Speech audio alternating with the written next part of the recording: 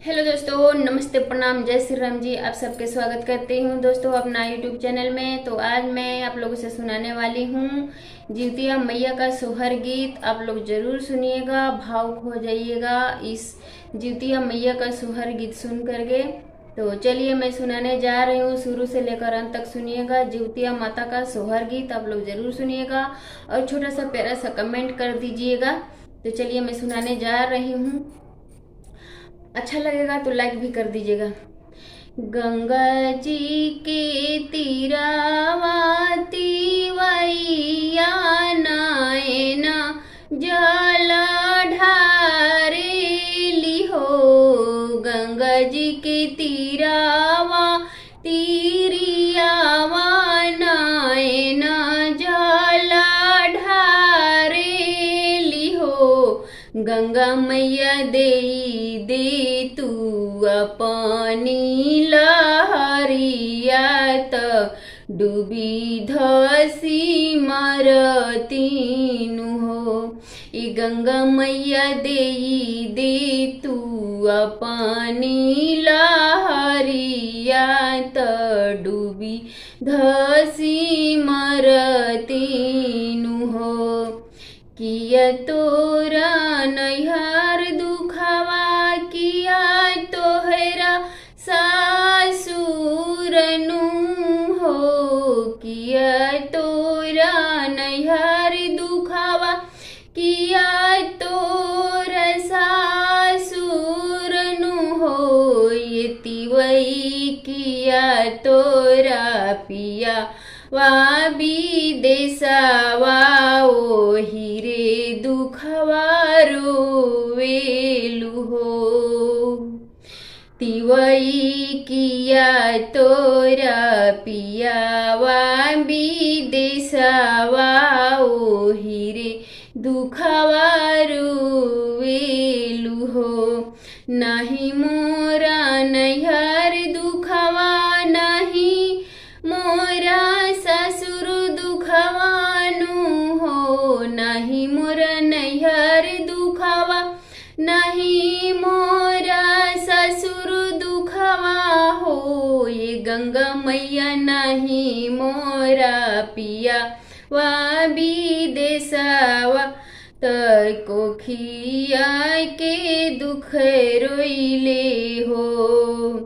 ए गंगा मैया नहीं मोरा पियावा विदेशवा त कोखिया के दुखे रोइले हो। नुनवत मिली है उधरवा त तेला वा बेउहरवानु हो। नुनवत मिली हे उधरवा तेला वा बेउहरवानु हो। ये गंगा मैया को खिया के कवना उधरवा ओहि के दुखवा रोइले हो। ये गंगा मैया को खिया के कवना उधरवा ओहि के दुखवा रोइले हो। लौटी जाऊ ए तिरिया घर के लौटी जाऊ हो। लौटी जाऊ ए तिरिया घर के लौटी जाऊ हो। तिरिया नवही महीना बीती हैं तहोरीला जनमली हैं हो। तिरिया नवही महीना बीती हैं तहोरीला जनमली हैं हो।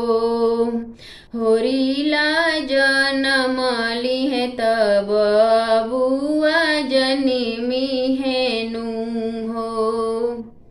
जाई तोहरी बोली गंगा जी सुबह होई है। जाई तोहरी बोलिया गंगा जी सुबह होई है हो।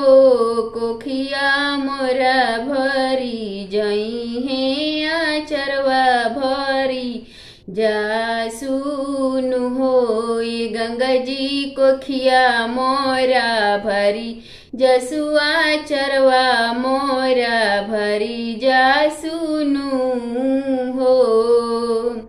गंगा मैया ससु जी से पियरी मांगई बता चरण राउर पूजा बिहो। गंगा जी ससु मैया से चुनरी किनवई बचरण रउरा पूजा बनु हो। गंगा जी के तीरावाती वैया नयन जल ढा